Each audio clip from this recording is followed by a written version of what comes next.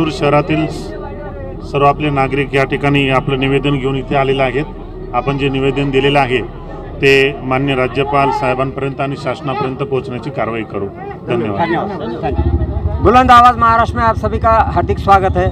Sir, अभी ये जो गलत अल्फाज इस्तेमाल किए जा रहे हैं अलग अलग धर्मों के खिलाफ, तो इसमें आपको क्या राजनीति दिखाई देती है? क्योंकि अभी विधानसभा महाराष्ट्र के लगने वाले हैं, तो इस बारे में और जाति जाति में ये जो तेढ़ निर्माण करने की कोशिश की जा रही है, उस बारे में आप क्या बोलेंगे?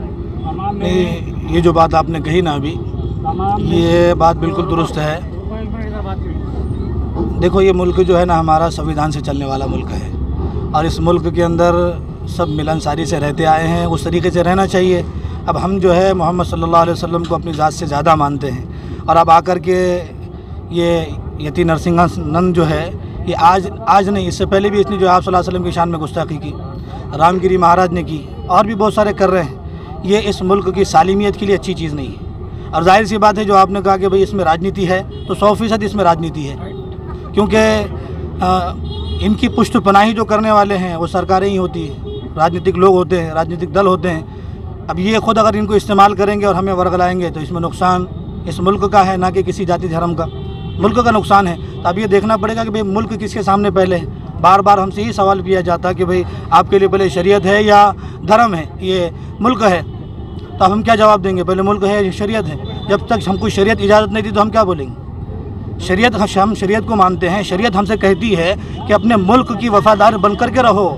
हमारे यहाँ तो ये बात तक कही गई कि अल वतनु मिनल ईमान, अपने वतन से मोहब्बत ये ईमान का हिस्सा है। जब तक हम अपने मुल्क से मोहब्बत नहीं करेंगे तो हम तो मुसलमान ही नहीं है, हम तो मुसलमान ही नहीं है ना, हमारा ईमान ही मुकम्मल नहीं है। अब सोचो आप लोग कि भी जब हम इस मुल्क में अमन से, सुकून से, शांति से रहने, और जिस नबी की शान में गुस्ताखी की, वो इस बात की तालीम दे रहे हैं कि आपको जिस आप मुल्क में रह रहे हैं, जिस जगह पर रह रहे हैं, वहाँ के कानून की पासदारी करते हुए रहें, उसके कानून का पालन करते रहें, और उसी नबी की शान में आप गुस्ताखी कर रहे हैं।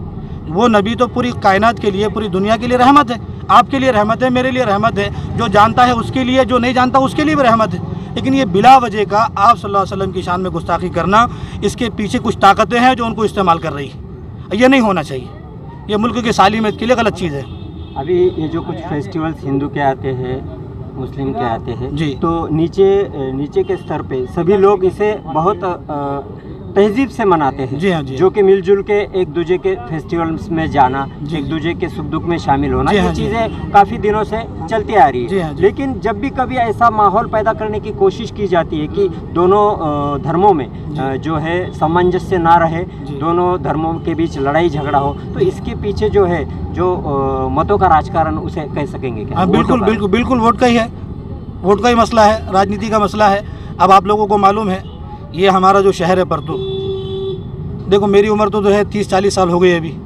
ये 40 साल में मैंने कभी जो है न कोई ऐसा दंगा और कोई झगड़ा मुसलमानों का, हिंदू का, कुछ नहीं देखा, और मुझे तो मालूम ही नहीं है। मैं आपको एक बात बता दूं, अभी जब मैं छोटा था, मदरसे में पढ़ता था, उस वक़्त जो है मुझे यहाँ की खबर मालूम पड़ी, तो उसमें तो कुछ मसला था। वो मसला तो रहा एक तरफ, मैं खुशी मनाते घूम रहा कि हमारे गाँव की खबर है। तो पता चला कि गाँव की खबर आने के बाद उसमें मसला हुआ, और जब खबर नहीं आ रही तो इसका मतलब ये है कि यहाँ सब सुख और शांति के साथ में रह ज़िंदगी गुजार रहे हैं, सब एक दूसरे के दुख में है, सुख में है।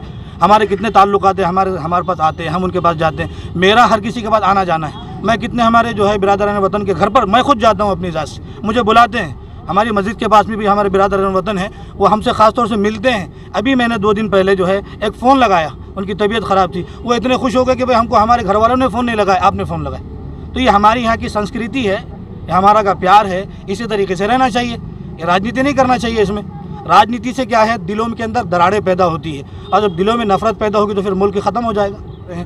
विपक्ष भी डरता है हमारी बात उठाने से। अगर वो मुसलमानों के ताल्लुक से आवाज़ अगर उठाएगा तो फिर हिंदू वोट चला जाएगा। तो देखो ना, कहाँ पर जो है विकास तो कहीं है ही नहीं और साथ भी कहीं है नहीं। सबको अपने अपने मफाद की पड़ी हुई है, सब अपने अपने मफाद के लिए काम कर रहे हैं। सबसे पहले मैं आपला संदेश न्यूज आणि आवाज महाराष्ट्राचा या ठिकाणी अभिनंदन करतो की त्यांनी आजच्या आमचा हा जो मोर्चा होता, धरणे आंदोलन होतं, याची दखल घेतली, त्याबद्दल दोन्ही चॅनलचा आणि इतरही चॅनलचा मी अभिनंदन करतो, त्यांचे आभार व्यक्त करतो। आताच माझ्या मित्रांनी एक प्रश्न उपस्थित केला की बाबा सत्ताधारी असो किंवा विरोधक असो, हजरत मोहम्मद पैगंबरबद्दल जे अपशब्द वापरले गेले त्याच्याबद्दल एकाही पक्षाने आवाज उठविला नाही। तुम्हाला सांगू इच्छितो की स्वातंत्र्य काळापासून आपल्या देशामध्ये एकच काम केलेलं आहे, हिंदू आणि मुस्लिम। ते जरी नाही बोलले तर आम्ही तमाम महाराष्ट्राचे मुस्लिम सज्ज आहोत की जे असे अपशब्द वापरतील याच्यानंतर त्यांना त्यांची जागा दाखविण्याचं आम्ही काम करू। मुस्लिम समाज जितका संयमी आहे तितका आक्रमकही आहे, ही गोष्ट त्यांनी लक्षात घ्यावी। आणि यानंतर जर कोणी असं वक्तव्य केलं तर आम्ही रस्त्यावर उतरून त्याची जागा त्याला दाखवून देऊ। त्यावेळी उत्तर प्रदेशमध्ये एक प्रकार असा झाला, परंतु तिथल्या सरकारने त्या महाराजाला अटक केलेलं आहे। मग महाराष्ट्रात का नाही? उत्तर प्रदेशचा कायदा वेगळा आणि महाराष्ट्राचा कायदा वेगळा आहे का? पण हे चालढकल करतात, सांगणारे हेच आहे, तुझ्या केसाला धक्का लागू देणार नाही हे सांगणारे तेच आहे। यांना फक्त हिंदू मुस्लिम करायचं, जाती जातीमध्ये तेढ निर्माण करायची आणि सत्ता हस्तगत करायची। परंतु हिंदू मुस्लिम शीख ईसाई दलित बांधव हे एक आहेत, त्यांचं हे स्वप्न कधीही पूर्ण होणार नाही। धन्यवाद।